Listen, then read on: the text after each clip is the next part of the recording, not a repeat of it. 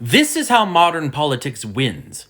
Invent a fear, repeat it loudly, and hope voters panic before they think. Politics is a theater of absurdity, but occasionally the absurd tips into pure farce. Enter Mamdani, the unassuming candidate for New York mayor, who suddenly found himself cast as the lead in a morality play so implausible it could have been sketched by Kafka on a bad night. The accusations arrived in stages, each more extravagant than the last. First, he was labeled anti-Jewish, a murmur, a whisper, nothing you couldn't dismiss over a strong coffee. But whispers have legs. They grow, mutate, and eventually bite. Soon the story escalated. He wasn't merely hostile in attitude, he was allegedly sympathetic to extremist groups abroad. Somewhere between Brooklyn and the Bronx, one imagines voters squinting at their phones, blinking, and muttering, "Really? That escalated quickly." By the time the election loomed, the narrative had reached full operatic excess.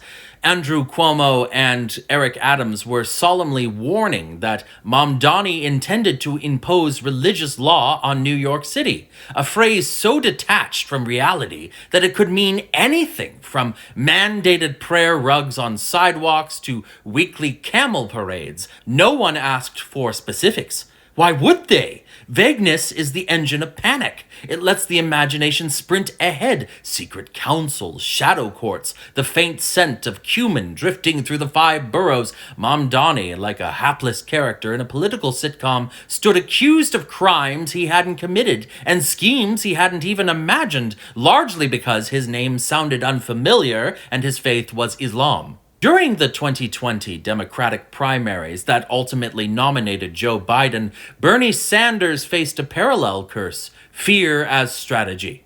The method there was subtler, but no less effective. Momentum, once firmly on Sanders' side, was quietly drained by a single, polished refrain.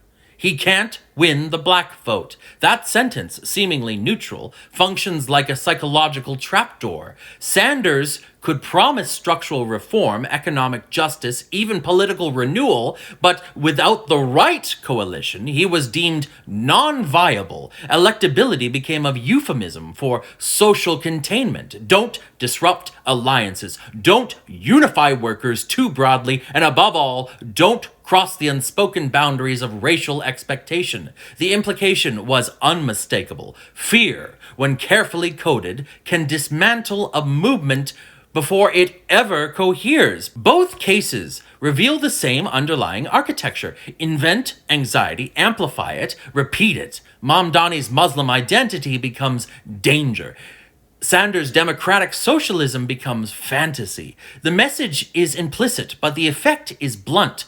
Ordinary people, the ones most likely to benefit from these policies, must be discouraged from aligning. The political establishment relies on voters choosing safety over ambition, suspicion over solidarity. If the voter hesitates, if they imagine catastrophe at the hands of the other, the strategy succeeds. Fear is easier to manufacture than to maintain. In Mamdani's case, the crescendo of exaggeration, foreign extremism, religious takeover, cultural collapse was meant to trigger instinct rather than reason. Yet, New Yorkers, in their caffeinated pragmatism, refused to play along. Mamdani won.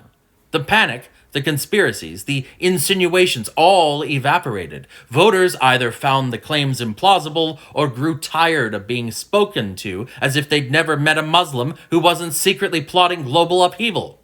Perhaps the electorate finally realized that moral panic, like dry toast, offers little nourishment. The Sanders case is more sobering. There, the fear was quieter, less cartoonish, and arguably more effective. The claim that he couldn't win was never meant to be disproven with data. It was designed to lodge itself in the subconscious, gently corroding confidence, nudging voters toward caution disguised as realism. This is how prejudice operates in contemporary campaigns. Rarely overt, often refined, always efficient. Voters abandon their own preferences not because they've been morally persuaded, but because they've been made anxious about losing. History provides the pattern. The Southern strategy, 19th century anti-immigrant panics, the recurring drumbeat of cultural alarm.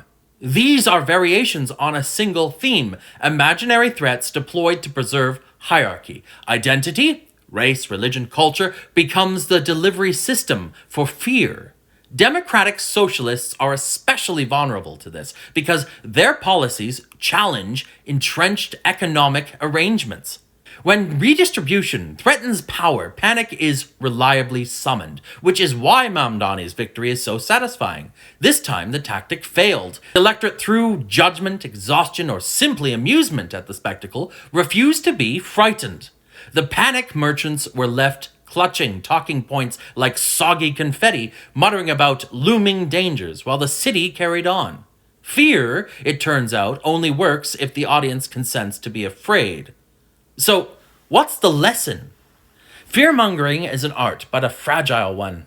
It depends on credulity, repetition, and a voter base willing to let anxiety override thought. When those conditions weaken, panic collapses in on itself. Mamdani's election is proof that voters can laugh at the absurd, dismiss the preposterous, and, occasionally, choose competence over conspiracy.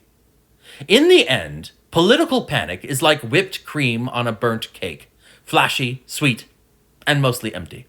Mamdani cut straight through it, demonstrating that even in the theater of absurdity, that the show can still be rescued by a capable lead, a discerning audience, and a collective shrug of disbelief. New Yorkers, it seems, are growing wiser.